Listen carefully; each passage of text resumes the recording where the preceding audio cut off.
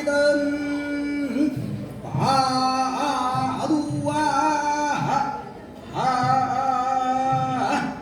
ഹരജന്നവീഗിരിസുതാ സങ്കൽപ്പിതം നിങ്ങളെ രക്ഷിക്കട്ടെ.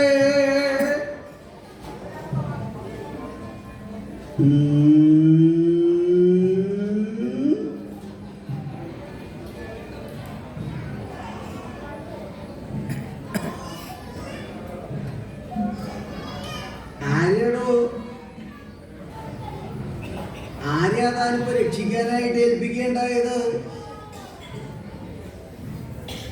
എന്താ ആലോചിക്കണേ? താനേ ഇപ്പൊ ആരോ ഒരാള് രക്ഷിക്കട്ടെ എന്ന് പറഞ്ഞില്ലേ, അത് ആരെയാണെന്നാ ഞാൻ ചോദിച്ചത്. അയാളുടെ മുഖത്തേക്ക് നോക്കൂ. അയാളോട് ആ ചോദിക്കണേന്നുള്ള ഭാവം തന്നെ ഇല്ല. രക്ഷയുടെ ഒരു കാര്യം ആയതുകൊണ്ടാണ് ഞാൻ ചോദിക്കുന്നത്. ഇപ്പൊ നേരെയാവാത്ത ഒരു കാര്യമാണ് ഈ രക്ഷ എന്നുള്ളത്. പലരും പുറപ്പെട്ടിട്ട് നേരെയാവാത്ത ഒരു കാര്യമാണ്. ഇപ്പോ താൻ ഈ പുതിയൊരാളുടെ പേര് പറഞ്ഞപ്പോ അത് ആരാണെന്ന് അറിയാൻ വേണ്ടിയിട്ടാണ് ഞാൻ ചോദിക്കുന്നത്. ഇതോ ആരാണെന്ന്? ഹരജന്നവീഗിരിസുതാ സങ്കൽപ്പിതം ഹരജന്നവീഗിരിസുതാ സങ്കൽപ്പിതം നിങ്ങളെ രക്ഷിക്കട്ടെ. ഇത്ര വലിയ പേരോ, ഹരജന്നവീഗിരിസുതാ സങ്കൽപ്പിതം. ഈ പേര് പറയണമെങ്കിൽ തന്നെ ഒരു 6 മാസം വേണ്ടി വരും. ഇത്ര വലിയ പേരൊക്കെ ആയാൽ ഇന്നത്തെ കാലത്ത് ഇങ്ങനത്തെ പേരൊക്കെ കേൾക്കൽ വിഷമാണ് അല്ലേ? ഇത്ര വലിയ പേരൊക്കെ പേരുകളൊക്കെ എത്രണ്ട് ചെറുതാക്കാൻ വെച്ചാൽ അത്രണ്ട് ചെറുതാക്കണ കാല അല്ലേ? കഷ്ടിച്ച് 2 അക്ഷരം അത്രേ ഉണ്ടാവുള്ളൂ. പറയുമ്പോഴേക്കും കഴിയും. അങ്ങനെ ഇവിടുത്തെ പേരുകളെ അത് തന്നെ ഒരക്ഷരായ കൊള്ളാന്ന് മോഹൻലാലല്ല. ഒരക്ഷരം കൊണ്ടാണ് മുഴുവനാവില്ലല്ലോ എന്ന് വിചാരിച്ച് കഷ്ടിച്ച് 2 അക്ഷരം അത് തന്നെ ചിലപ്പോൾ മുഴുവൻ ഉണ്ടാവില്ല, അർത്ഥാക്ഷരായിട്ടാണ് ഉണ്ടാവുക. അധികം ഇവിടുത്തെ പേരുകളൊക്കെ അങ്ങനെയാണല്ലോ. ചോദിച്ചാ എന്താ പേരെന്താ കഴിഞ്ഞു, പിന്നെ മുഴുവനാവില്ല, അർത്ഥാക്ഷരായിട്ട് കഴിയും. ഇപ്പോ ഞാൻ ഈ പുതിയൊരാളുടെ പേര് പറഞ്ഞപ്പോ അത് ആരാണ് എന്ന് അറിയാൻ വേണ്ടിയിട്ടാണ് ഞാൻ ചോദിക്കണത്. ഹരജന്നവീഗിരിസുതാ സങ്കൽപ്പിതം എന്ന് പറഞ്ഞാൽ ഒരാളാണെന്നാണോ താൻ ധരിക്കുന്നത്? രക്ഷിക്കട്ടെ എന്ന് പറയുമ്പോൾ അതൊരാളാവണ്ടേ? അങ്ങനെയാ വിചാരിച്ചതല്ലേ? ഞാൻ ഈ മുമ്പിൽ വന്ന് ഇരിക്കണ കണ്ടപ്പോ കുറച്ച് സാമാന്യം പോലെയുള്ള ആളാണെന്നാ വിചാരിച്ച. ഇത്ര അപകടനാണെന്ന് ഞാൻ അറിഞ്ഞില്ല. ഹരജന്നവീഗിരിസുതാ സങ്കൽപ്പിതം എന്ന് പറഞ്ഞ ഒരാളോ? അതൊരാളല്ല. പിന്നെ ഹരജന്നവീഗിരിസുതാ സങ്കൽപ്പിതം എന്ന് പറഞ്ഞാൽ ഹരജന്നവീഗിരിസുതമാരുടെ സങ്കൽപ്പിതം. അയാൾ പോയി. അയാൾക്ക് പറഞ്ഞാൽ മനസ്സിലാവാത്ത ആൾ. അയാൾക്ക് മുമ്പിൽ വന്നിരുന്നത് കേമായിട്ട് മനസ്സിലാവുന്നു വിചാരിച്ചിട്ട് കെട്ടി വന്നിരുന്നതാ. തുടങ്ങിയപ്പോൾ അയാൾക്ക് മനസ്സിലായി പറഞ്ഞാൽ മനസ്സിലാവില്ല. ഹരജന്നവീഗിരിസുതമാരെന്ന് പറഞ്ഞ ആളൊന്നും അല്ല. പിന്നെ ഹരജന്നവീഗിരിസുതമാരുടെ സങ്കൽപ്പിതം. അപ്പോ ഹരജന്നവീഗിരിസുതമാരെന്ന് പറഞ്ഞാൽ എന്തൊക്കെ സാധനങ്ങളാണോ? ഹരജന്നവീഗിരിസുതമാരെന്ന് പറഞ്ഞ സാധനങ്ങളോ? സാധനങ്ങളല്ല. പിന്നെ ഹരൻ ജാഹ്നവി ഗിരിസുത 3 ആളുകളാ. ഹരൻ എന്ന് പറഞ്ഞാൽ സംഹാരമൂർത്തിയായിട്ടുള്ള ആള് ഭഗവാൻ ശ്രീ പരമേശ്വരൻ. ജാഹ്നവി എന്ന് പറഞ്ഞാൽ ജന്നു മഹർഷിയുടെ പുത്രി ഗംഗാഭഗവതി. ഗിരിസുത എന്ന് പറഞ്ഞാൽ പർവ്വതത്തിന്റെ പുത്രി പാർവതി. ഇങ്ങനെ 3 ആള്. ഇവിടെ സങ്കൽപ്പിതം എന്ന് പറഞ്ഞ ആരാടോ? സങ്കൽപ്പിതം എന്ന് പറഞ്ഞ ആളല്ലാന്ന് ഞാൻ തന്നോട് പറഞ്ഞില്ലേ? സങ്കൽപ്പിതം എന്ന് പറഞ്ഞാൽ സമ്യക്കാവും വണ്ണമുള്ള ജൽപ്പിതം, വഴിപോലെയുള്ള സംഭാഷണം. ഭഗവാൻ ശ്രീ പരമേശ്വരനും ശ്രീപാർവതിയും ഗംഗാഭഗവതിയും തമ്മിൽ വഴിപോലെ ഉണ്ടായിരിക്കുന്ന സംഭാഷണം നിങ്ങളെ രക്ഷിക്കട്ടെ എന്നാ പറഞ്ഞത്. ഓ, പാവളൊക്കെ വേണ്ടാന്ന് വെച്ചാൽ സംഭാഷണമായി രക്ഷിക്കാൻ പുറപ്പെടുള്ളതല്ലേ? അല്ല, ഇപ്പൊ രക്ഷ നടക്കണതൊക്കെ അപ്പൊ അങ്ങനെയാണല്ലോ. എല്ലാ സംഭാഷണത്തിൽ കൂടെ ആക്കി ചർച്ച ചെയ്തിട്ടാണ് എല്ലാ കാര്യങ്ങളും നടത്തുന്നത്. അപ്പോ അതുകൊണ്ടാണ് ഈ സംഭാഷണം രക്ഷിക്കട്ടെ എന്ന് പറഞ്ഞത് അല്ലേ? എന്നാലും ഈ ആളുകളെ മുഴുവൻ രക്ഷിക്കാൻ പാകത്തിന് അത്രമാത്രമൊക്കെ മഹത്വം ഈ സംഭാഷണത്തിന് ഉണ്ടോ? മഹത്വം ഉണ്ടോന്നോ? ആ സംഭാഷണത്തിന്റെ ഒരു മഹത്വം അങ്ങോട്ട് ആലോചിച്ചാൽ ത്രിപുരാന്തകനായിരിക്കുന്ന ഭഗവാന് പോലും എന്താണ് മറുപടി പറയേണ്ടതെന്ന് ഒന്ന് ആലോചിക്കേണ്ടി വന്നു എന്നാ പറയുന്നത്. അത്രമാത്രം മഹത്വത്തോടു കൂടിയിട്ടുള്ളതാണ് ഈ സംഭാഷണേ. ഇന്ന് എനിക്കൊന്ന് കേട്ടാ കൊള്ളാൻ തോന്നുന്നുണ്ട്. ഞാൻ ഇതേവരെ കേട്ടിട്ടില്ല അങ്ങനെ ഒരു സംഭാഷണം. എനിക്ക് കേൾക്കണമെന്നുണ്ടെങ്കിൽ ഞാൻ പറയാം എങ്ങനെയായിരുന്നു ആ സംഭാഷണത്തിന്റെ ഒരു സ്വഭാവം എന്നാണെങ്കിൽ, സഹ ഭഗവാൻ ശ്രീപരമേശ്വരനും ശ്രീപാർവതിയും ഗംഗാഭഗവതിയും തമ്മിലുള്ള സംഭാഷണത്തിന്റെ സ്വഭാവം എന്തായിരുന്നു എന്നാണെങ്കിൽ, കാത്വം സുന്ദരി ജാഹ്നവി കിമിഹതേ ഭർത്താഹരോ നന്വസൗ അംഭസ്ത്വം കിമുവേഴ്സിമാൻ മധരസം ജാനാപ്യയന്തേ പതി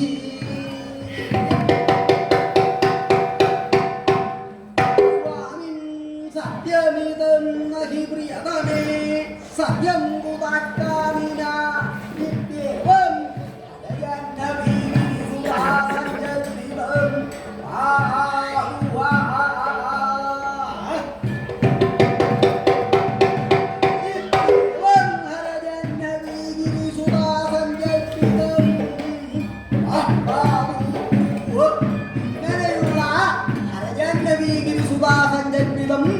നിങ്ങളെ രക്ഷിക്കട്ടെ.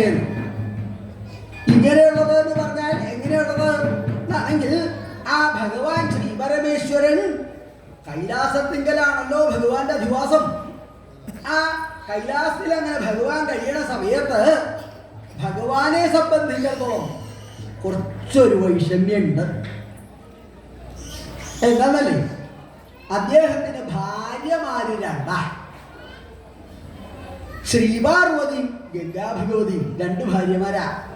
അപ്പോ ഭാര്യ രണ്ടെന്ന് വന്നാൽ പിന്നെ അവന് മനസ്സമാധാനം ഉണ്ടാവില്ല. എത്ര കേവനാന്ന് പറഞ്ഞിട്ട് കാര്യമില്ല, ഭാര്യ രണ്ടെന്ന് വന്നോ അവന് പിന്നെ മനസ്സമാധാനം ഉണ്ടാവില്ല. ഇപ്പൊ രണ്ടൊന്നും ആവണ്ട, ഒന്നായാൽ തന്നെ വിഷമം അല്ലേ? അവിടെ ചോദിച്ചോളൂ. ഇപ്പൊ ഒരെണ്ണേ ഉള്ളൂ, അതിനെ കൊണ്ട് കഴിച്ചുകൊണ്ടാകുന്നത് തെന്നിക്കേണ്ടത്. അപ്പൊ രണ്ടായാളുടെ കഥ പറയാനില്ലല്ലോ. പക്ഷേ ഭഗവാനെ സംബന്ധിച്ചിടത്തോളം എന്താ ഒരു സമാധാനം തന്നെ. ഇവര് പരസ്പരം കാണ പതിവില്ല. ഗംഗാഭഗവതിയും ശ്രീപാർവതിയും തമ്മില് മുഖാമുഖം കാണാറില്ല. അതെന്താ വെച്ചാൽ ഗംഗാഭഗവതി ഭഗവാന്റെ ജടാഭാരത്തിങ്കൽ അവിടെ മറിഞ്ഞ് അങ്ങനെയാ ഗംഗാഭഗവതിയുടെ അവസ്ഥ. പക്ഷേ ദേവിക്ക് അറിയാം ഇങ്ങനെ ഒരുത്തി തലയെ കയറി കൂടിയിട്ടുണ്ട് എന്നുള്ള കഥ ദേവിക്ക് അറിയാം. അതുകൊണ്ട് ദേവി എന്ത് ചെയ്യും, നിവൃത്തി ഉണ്ടെങ്കിൽ ഭഗവാന്റെ അടുത്തുനിന്ന് മാറില്ല. താൻ ഇവിടുന്ന് മാറിയാലല്ലേ ഭഗവാൻ ഗംഗ എടുക്കുക ലാലിക്ക് എന്തെങ്കിലും ഒന്ന് ചെയ്യുള്ളൂ. അതിനിടവരുത്തണ്ടാത്ത ശരി എപ്പോഴും ഭഗവാന്റെ അടുത്ത് അവിടെ ഉണ്ടാവും. ഭഗവാനുള്ള പ്രത്യേകം കൊണ്ടൊന്നുമില്ല, ഗംഗ എടുക്കാണ്ടിരിക്കാനുള്ള കൗശല എപ്പോഴും ഭഗവാന്റെ അടുത്ത് അവിടെ ഉണ്ടാവും. അങ്ങനെ കുറച്ച് ദിവസം കഴിഞ്ഞപ്പോ ഗംഗയ്ക്കും തോന്നി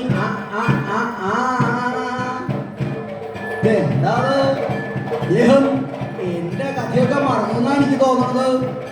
ഇങ്ങനെ ഒരുത്തി ഇവിടെ ഇരിക്കുന്നുണ്ട് എന്നുള്ള കഥ തന്നെ അദ്ദേഹം മറന്നുന്നാണ് എനിക്ക് തോന്നുന്നത്. അദ്ദേഹത്തിന് പെട്ടെ ഓർക്കേണ്ട ആവശ്യമില്ല, അവിടെ ഉണ്ട് എപ്പോഴും അടുത്ത് അദ്ദേഹത്തിന്റെ കാര്യമൊക്കെ നടക്കും. ഞാൻ ഈ തലയെ കയറി കുടിക്കണ കാരണം എനിക്കൊന്നും തരാവില്ല എന്ന് മാത്രമല്ല, അവര് കാണിക്കണ ഗോഷ്ഠികൾ മുഴുവൻ ഞാൻ കാണുക വേണം. എന്താ വേണ്ടേ, എന്തെങ്കിലും ഒരു പരിഹാരം ഒന്നും ഉണ്ടാകണല്ലോ. ആ ജടാഭാരത്തിങ്കൽ അവിടെയാണല്ലോ ഇരിക്കുന്നത്.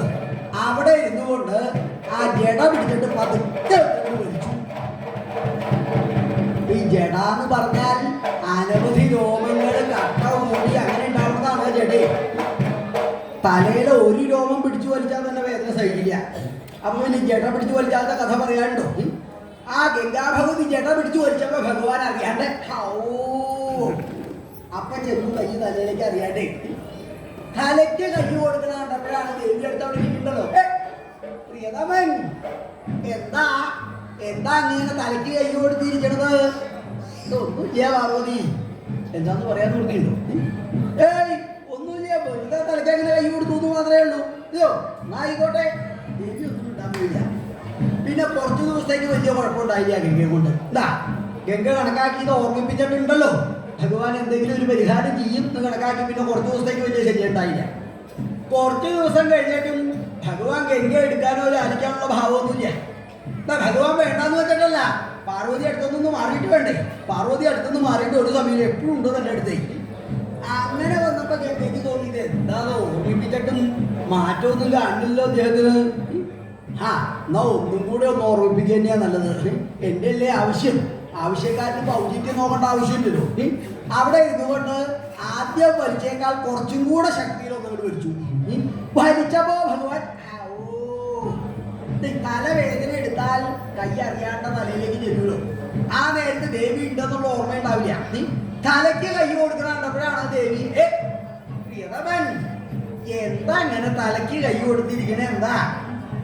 ഒന്നുമില്ല പാർവതി, ഒരു തലവേദന. അങ്ങക്ക് തലവേദനയോ? എന്താ തലവേദന എടുക്കാനായിട്ട്? എന്താ നിശ്ചയ? ജലദോഷത്തിൻ്റെ ആണെന്നാ എനിക്ക് തോന്നുന്നത്. അത് കേട്ടപ്പോ ദേവി വിചാരിച്ചു അതെ അദ്ദേഹത്തിന് ജലത്തിന്റെ ദോഷം തന്നെയാണ്. ആവശ്യമില്ലാത്ത ഭാരം തലയിൽ എടുത്തു വെക്കുമ്പോ അപ്പ ആലോചിക്കണം, അനുഭവിക്കേണ്ടേ നിർത്തുള്ളൂ. അതെ, ഞാൻ എന്താ വേണ്ട? വല്ലതും അരച്ചിടുമൊക്കെ വേണോ? അല്ല ചന്ദനോ കലങ്കോപ്പോ അങ്ങനെയൊക്കെ അരച്ചിട്ടാ കുറച്ച് കുറവുണ്ടാവുന്നൊക്കെ തോന്നുന്നുണ്ട്. ഏയ് പ്രിയതമേ, അതൊന്നും വേണ്ട. ഒന്നും അരച്ചിട്ടാ തീർന്ന വേദനയൊന്നും അല്ല അത്. അയ്യോ എന്നാ വേണ്ട. ദേവി പിന്നൊന്നും പറയാൻ പോയില്ല. കുറച്ച് ദിവസം കഴിഞ്ഞിട്ട് മാറ്റമൊന്നുമില്ല എന്ന് കണ്ടപ്പോ ഗംഗാ ഭഗവതി ആദ്യം ചട്ടം പിടിച്ചിങ്ങനെ വലിച്ചു തുടങ്ങി. ആദ്യം കുറച്ച് ദിവസം കൂടുമ്പോൾ ഒരിക്കൽ പിടിച്ച് വലിക്കുക എന്നുള്ളതായിരുന്നു. കുറച്ച് കഴിഞ്ഞപ്പോൾ ഒരു ദിവസത്തിലൊരു 4 എവിടാന്നുള്ളത് നിൽക്കായി തുടങ്ങി ഈ പിടിച്ചു വലിക്കലേ ഗംഗയുടെ. അങ്ങനെ വന്നപ്പോ ഭഗവാൻ ഇനി എന്താ വേണ്ടേ?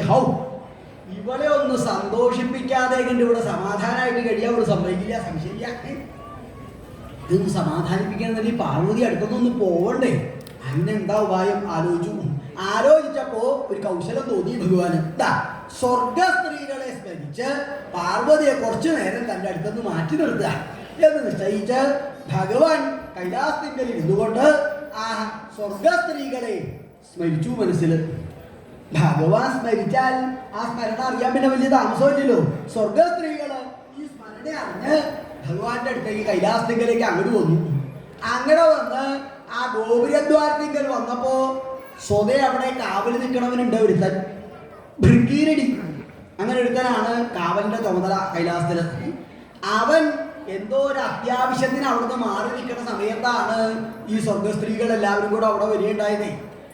അവരാ ഗോപുരത്തിന്റെ അവിടെ വന്ന് നോക്കിയപ്പോ ആരെയും കാണില്ല. ആരെയും കാണാണ്ട് വന്നപ്പോ ഭഗവാൻ സ്മരിച്ചിട്ടല്ലേ വന്നേക്കണത്, ഇനി പ്രത്യേക അനുവാദത്തിന്റെ ഒന്നും ആവശ്യമില്ലല്ലോ എന്ന് നിശ്ചയിച്ച് അവരകത്തേക്ക് കിടക്കാനുള്ള ഒരു സഹായി. അത് കണ്ടോണ്ടാണ് ഇവൻ മടങ്ങി വരികയുണ്ടായത്. ഈ അനുവാദം കൂടാണ്ട് അകത്തേക്ക് കിടക്കാണ്ടപ്പോ അവന് സുഖമില്ല. ഈ കാവക്കാരെന്ന് പറഞ്ഞാൽ അങ്ങനെയാണല്ലോ. അവർക്ക് അവരുടെ അധികാരം ആ കിടക്കണ ദിക്കിൽ മാത്രമേ ഉള്ളൂ. അകത്തേക്ക് കിടന്നു കഴിഞ്ഞാൽ പിന്നെ കാവക്കാരന് വല്ല അധികാരമുണ്ടോ? പുറത്തു നിന്നാൽ എന്താ അവിടെ നിൽക്കണമെന്ന് ചോദിക്കാൻ പറ്റും. ആ കിടക്കട ദിക്കിലാണ് അവന്റെ അധികാരം. അത് അവനവിടെ കാണിക്കുകയും ചെയ്യും. അപ്പോ അനുവാദം കൂടാതെ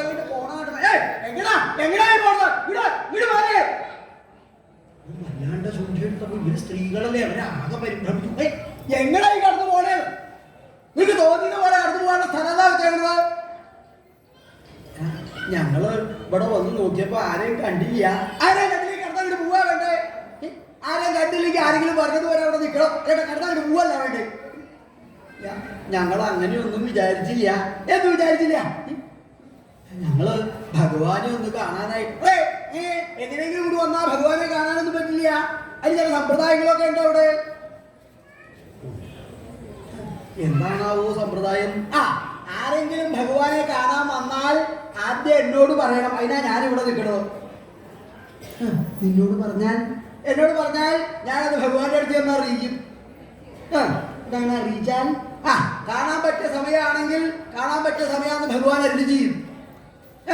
അരുളി ചെയ്താൽ ഞാനിവിടെ ഒന്ന് കൽപ്പിക്കും. കാവക്കാരനാ കൽപ്പിക്കാനുള്ള അധികാരം, സ്വാമിക്കല്ല. കാവക്കാരനാണ് കൽപ്പിക്കാനുള്ള അധികാരം. എനിക്കൊന്നും അവിടെ വരെ പോയി ഇപ്പൊ കാണാൻ പറ്റിയ സമയമാണോ എന്നൊന്നും അറിഞ്ഞു വന്നാൽ തിരക്കേടില്ല.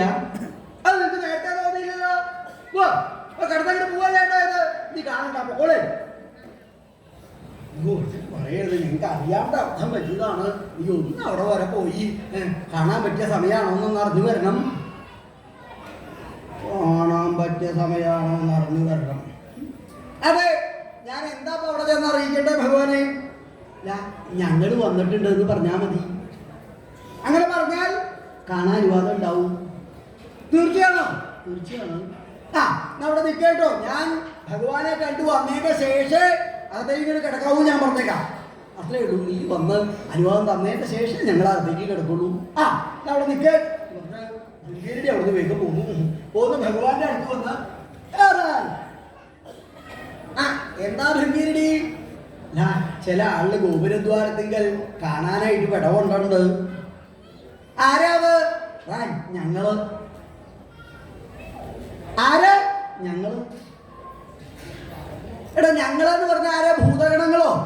അതല്ല, അത് അടിയങ്ങളോ. പിന്നെ ഇത് ഞങ്ങള്. ഞങ്ങളെന്ന് ചില ആളൊന്നും ഇല്ല. അടിയിൽ ഇപ്പോഴും കൂടെ കണ്ടിട്ടാവുന്നു ആ ഗോപുരദ്വാരത്തിന്റെ പുറത്ത് അവിടെ നിൽക്കുന്നത്. ഏയ്, ഞങ്ങളെന്ന് ചില ആളൊന്നുമില്ല. അക്ഷരം മാറിയത് ചിലത് കേട്ടിട്ടുണ്ട്. പക്ഷെ ഞങ്ങളെന്ന് ചില ആളെ കേട്ടിട്ടില്ല. ഏയ്, ഞങ്ങളൊന്നും ആവില്ല. ആരാന്ന് പരമാർത്ഥം അറിഞ്ഞിട്ട് പോവാ.